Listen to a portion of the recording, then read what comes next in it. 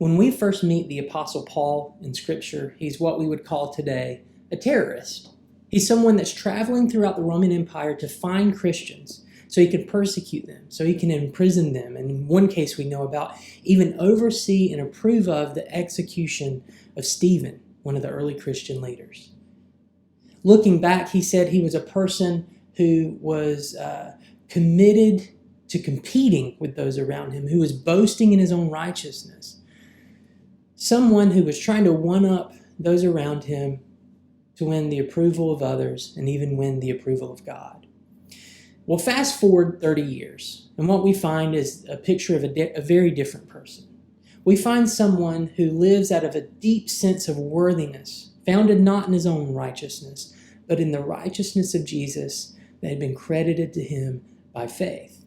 We find someone who lives in the freedom and rest of being a dearly loved Son of God, even in the midst of his own imprisonment and eventual execution as an enemy of the state for proclaiming that Jesus is Lord and not Caesar. We see him with this commitment to see the good news of Jesus, which he once tried to stamp out, that it be heard by as many people as possible across religious, across national, across geographical boundaries.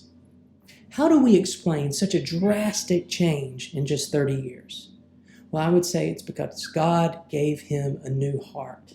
And here's the good news.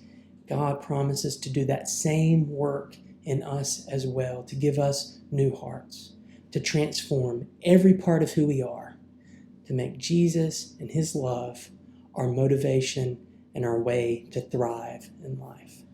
When I say that Jesus promises to give us a new heart, I don't just mean that he promises to change how we feel. In Scripture, the heart is the center of the inner person.